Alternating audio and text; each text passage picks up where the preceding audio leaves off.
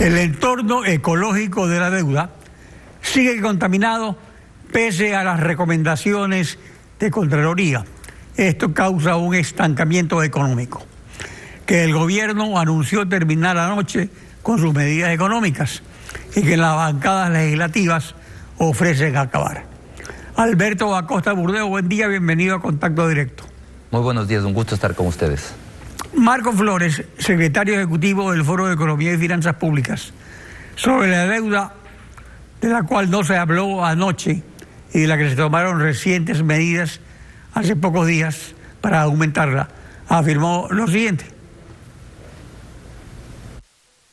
En junio del año 2010, el total de la deuda pública ecuatoriana era de 10.034 millones de dólares. Al mes de septiembre pasado, esa misma deuda pública es 64.637 millones de dólares. Se la multiplicó por 6, pero nada creció 6 veces en la economía. Este es un problema grave que tiene la economía ecuatoriana, el tamaño de la deuda. Desde junio del 2014 hasta septiembre 24, hace pocos días, el Ecuador ha colocado en bonos en los mercados internacionales 18.639 millones de dólares. De esos, 11.625 millones se han colocado en este gobierno, es decir, la mayor parte. El problema radica, y ese es un problema grave, que esto se ha usado exclusivamente o básicamente para financiar el déficit fiscal, no para promover crecimiento económico. Vale decir, estamos usando deuda para pagar deuda, para cubrir el déficit. Hay una enorme diferencia en endeudar a un país con crecimiento económico, para fortalecer el crecimiento económico, y endeudarlo simplemente para seguir financiando la parte de dinero que no se tiene. La prolongación y el aumento del endeudamiento para cubrir déficit fiscal, a pesar del informe de Contraloría sobre el exceso de deuda pública, fue apoyado el año pasado en una asamblea por bancadas no gobiernistas como la del PSC, Creo y BIN. ¿Puede haber equilibrio fiscal sin bajar el gasto mientras aumenta la deuda para pagar deuda? ¿La Constitución lo permite? Bueno, vemos que lamentablemente la bonanza se expandió el gasto público excesivamente. Cuando se acaba la bonanza de los commodities, caen los ingresos fiscales y nos encontramos con una estrategia equivocada de tratar de sostener el gasto vía endeudamiento. Esa estrategia la mantuvo el gobierno de Correa en sus últimos años y Lenín Moreno en los primeros años. Las medidas que se anunciaron ayer buscan dar un giro a esta estrategia, abandonar la estrategia de vivir del endeudamiento, del tarjeteo, y buscar solucionar los problemas de fondo. Y yo creo que las medidas planteadas ayer son valientes, son medidas que realmente están viendo a la necesidad de las siguientes generaciones. Puntualmente me refiero a la eliminación del subsidio a los combustibles, al diésel y a la gasolina.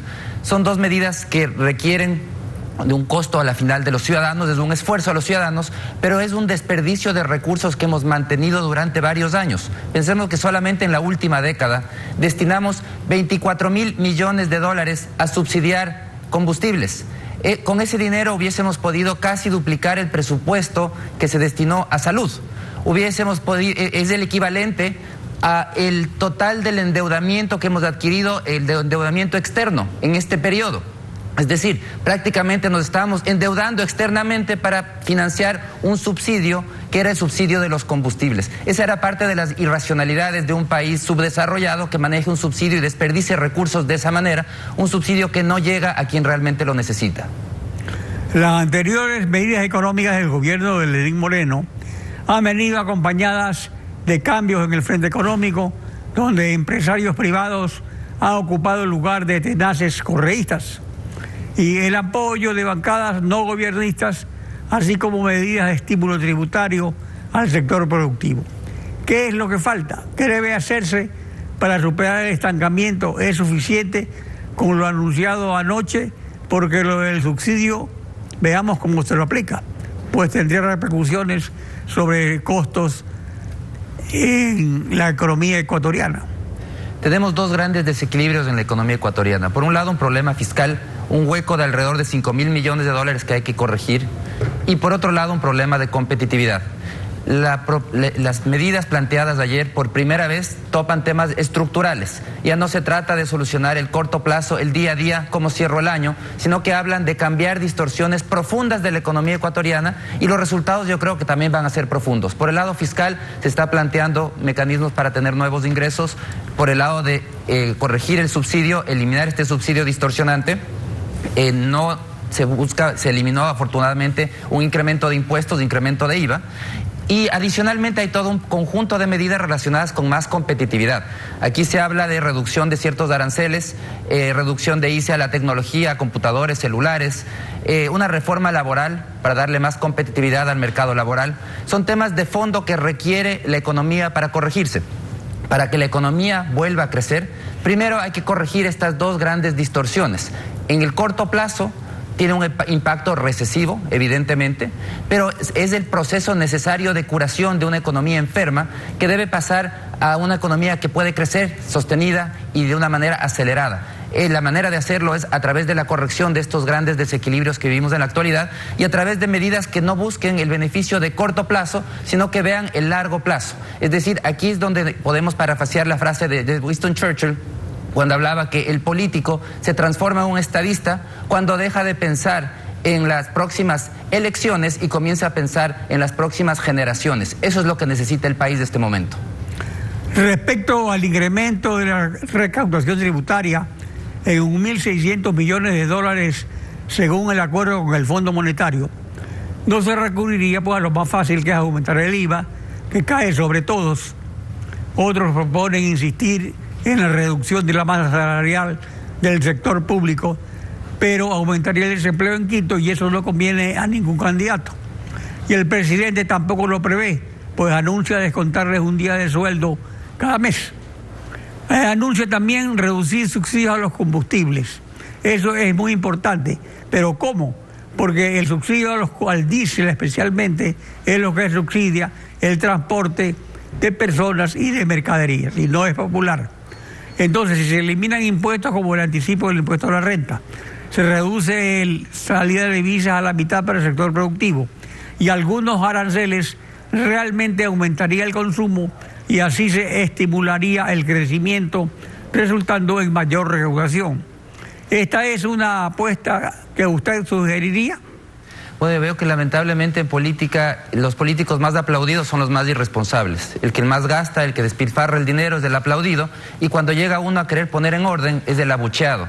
Eso es lamentable en la política, pero así es. Pero el proceso de corrección, corregir los problemas fiscales y corregir los problemas de competitividad son procesos necesarios. Sí, no son procesos que van a ganar votos, y aquí vamos a ver quién está por las siguientes elecciones y quién está por las siguientes generaciones. Este es el momento, es la prueba de fuego para saber realmente quién va a apoyar las medidas que ayudan al país a salir adelante de este grave desequilibrio. Tenemos que comenzar a pensar en el largo plazo. Es necesario seguir corrigiendo los problemas fiscales. Las medidas planteadas, si bien son valientes, son importantes, no son suficientes.